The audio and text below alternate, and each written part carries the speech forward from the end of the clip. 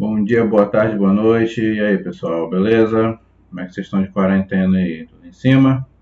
Vamos lá para mais uma aula de língua portuguesa. Bem, pessoal, hoje a gente vai rever os elementos da narrativa, coisa que a gente já estudou em sala de aula, que vocês já estudaram em séries anteriores. Então a gente vai analisar uma crônica e ver em cima dela, estudar, analisar em cima dela os elementos da narrativa. Vamos lá? Primeiro passo, porém, como a imagem aqui sugere, é o nosso projeto de fluência. Por que eu coloquei essa imagem do alto-falante? Porque hoje a leitura é em voz alta. Na aula anterior, vocês fizeram a leitura silenciosa do texto. Hoje é leitura em voz alta, tá certo? Já fiz a leitura para vocês, vocês já sabem como é a entonação, como deve ser lido esse texto. Então, agora é a vez de vocês. Leitura em voz alta do texto. Vamos lá? Agora. Bem, como eu não posso ficar esperando aqui, nós vamos agora para o segundo passo de nossa aula, que é sempre a correção da atividade. Na aula anterior, a gente fez a leitura de dois trechos de poemas. Um da Cecília Meirelles e o outro do Carlos Drummond de Andrade.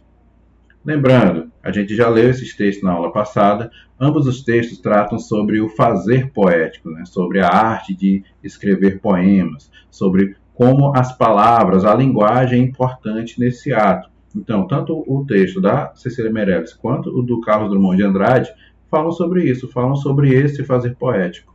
Ela fala sobre a potência das palavras, que elas são como o vento, vão e voltam.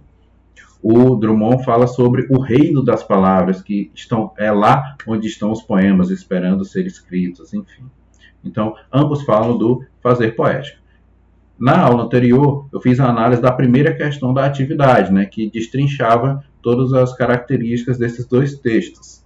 Hoje, o que é que nós vamos fazer? Vou responder aqui com vocês a segunda parte da atividade, aquela parte objetiva do questionário. Vamos lá? Pois bem, pessoal. Vamos fazer aqui a leitura das questões baseado nesses dois trechos de poema. Comparando os dois textos, é correto afirmar que eles são parecidos porque tratam do mesmo tema, diferentes porque muda o assunto, parecidos pelo tipo de rima, diferentes em tudo. Bem, eu já falei para vocês que os dois textos são parecidos, né? Os dois tratam sobre o fazer poético, daí a gente já elimina a letra B e a letra D. E eles são parecidos por quê? O que é que faz os dois serem parecidos?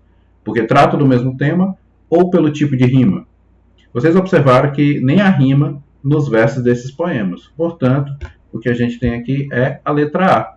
Eles são parecidos porque tratam do mesmo assunto, ou os dois textos tratam do fazer poético, do ato de escrever, de fazer poesia. Portanto, letra A.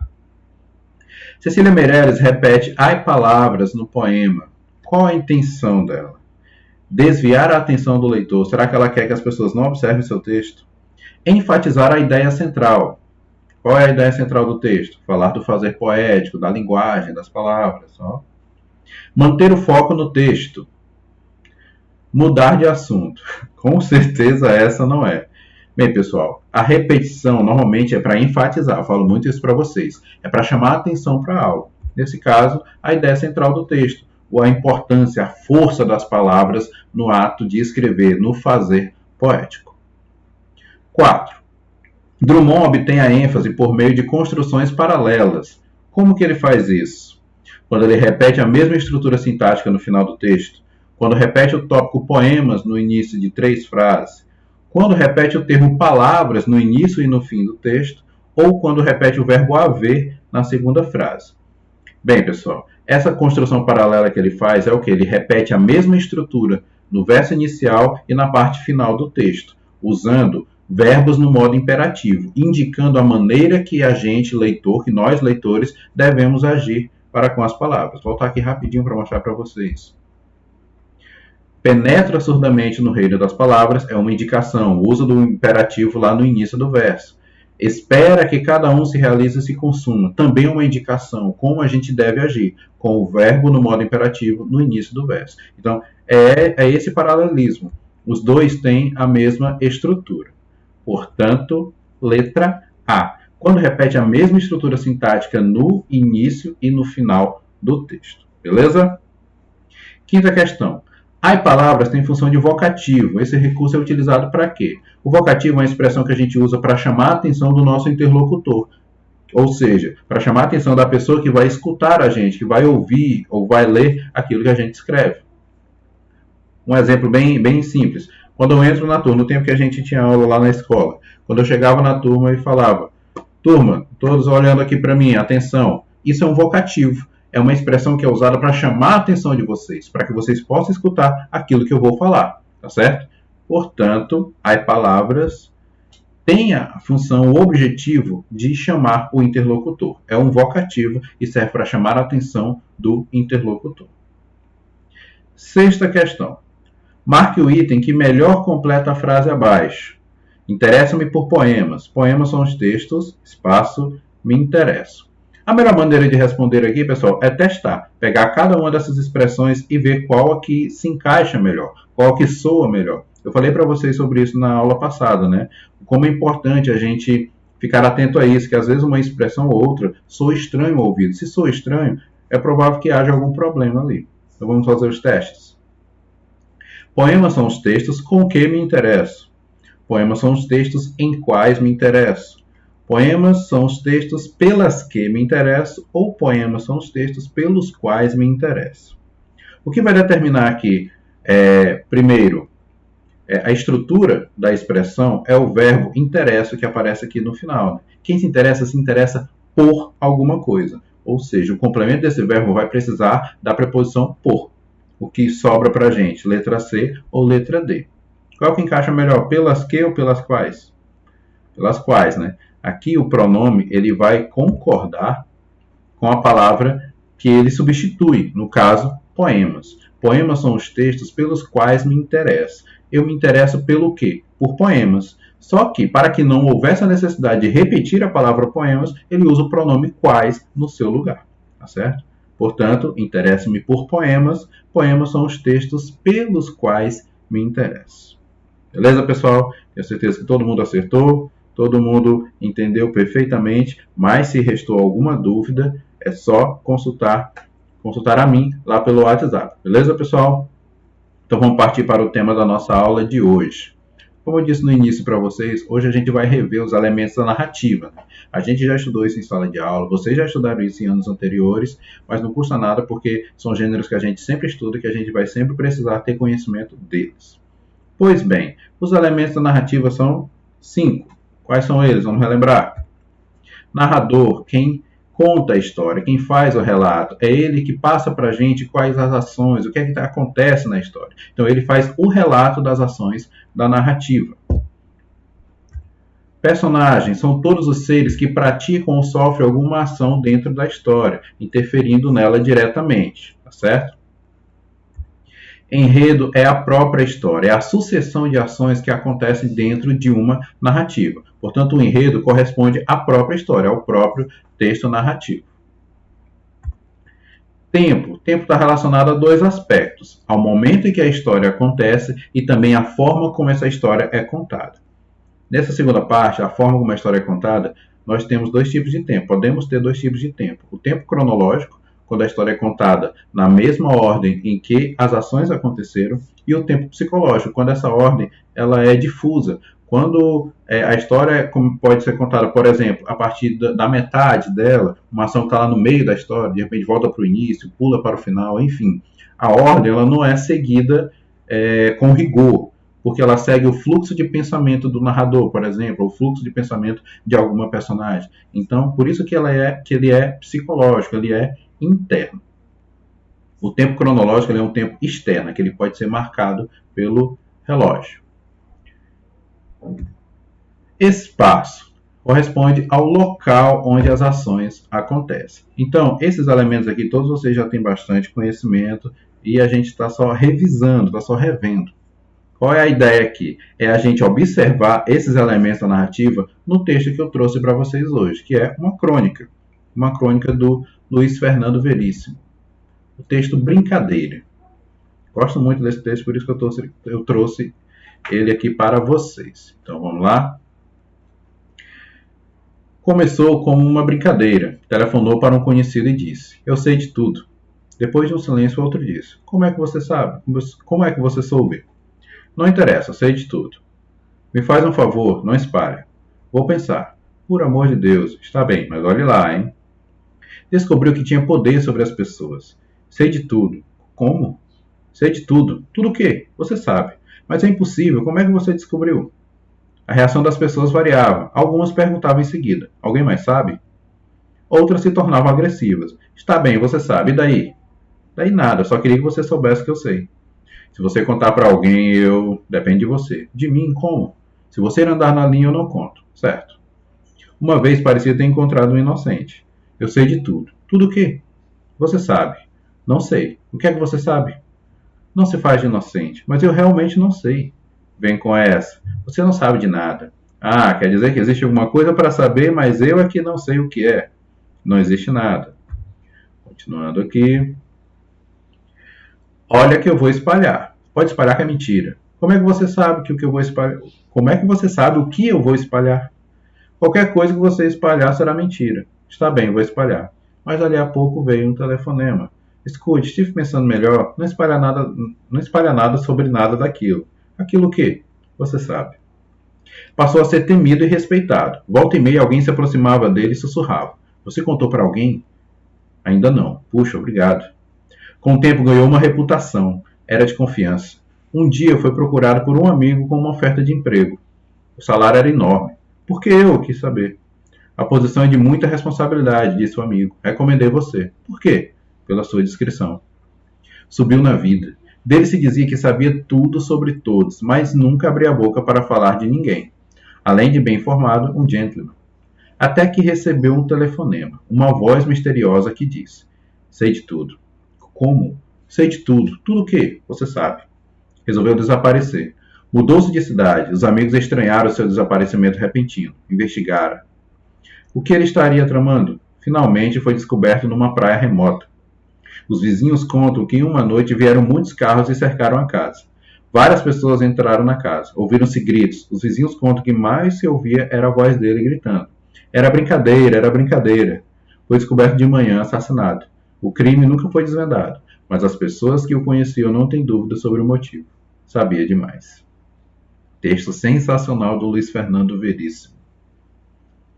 Bem, pessoal, aqui nesse texto, o que é que a gente vai fazer agora, né? Observar todos aqueles elementos da narrativa que vocês já conhecem, que eu citei agora há pouco, dentro dessa narrativa. Lembrando, a crônica, texto curto, narrativas simples, com poucas personagens, poucas ações, que tratam sobre temas do dia a dia. Nesse caso aqui é uma crônica de humor, que fala sobre uma situação corriqueira, uma pessoa passando trote, fazendo uma brincadeira ao telefone. Então vamos lá, pessoal. O narrador, primeiro, é o narrador do tipo observador. Vamos lembrar. O narrador pode ser personagem, um narrador que participa da história, que está dentro da história, envolvido nas ações. Pode ser observador, como é o caso aqui do narrador desse texto, que não se envolve na história, ele apenas faz o relato. Ainda tem o terceiro tipo, o narrador onisciente, que é aquele que tem conhecimento total sobre a história. Ele conhece o passado e o futuro das personagens, sabe o pensamento delas. Esse tipo de narrador dificilmente você vai encontrar em textos assim mais simples e textos mais curtos. Então, nesse caso aqui, o caso dessa crônica, brincadeira, é um narrador observador, um narrador que somente faz o relato.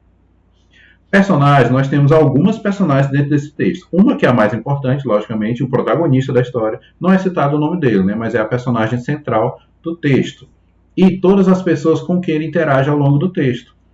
As ações delas são curtas, são rápidas, mas como a ação que elas praticam, né, a conversa, o diálogo com o protagonista, são fundamentais para a história, então todas elas são sim consideradas personagens. O enredo, como eu falei para vocês, o enredo corresponde à história. Todas as ações, a sucessão, a sequência, o encadeamento de todas as ações é o enredo. Portanto, o enredo aqui dessa narrativa é toda a história, desde o início, quando o protagonista começa a brincadeira, até o seu desfecho trágico, né? Ele acaba sendo morto por conta desta brincadeira. Tempo. O tempo nesse texto ele é cronológico, porque as ações são contadas na mesma ordem que elas aconteceram. Então não há uma digressão, não há um avanço no tempo ou uma volta, não. As ações são relatadas na mesma ordem que aconteceram, tempo cronológico. Mais uma vez, como se trata de uma crônica, uma narrativa mais simples, o tempo em geral vai ser cronológico, viu?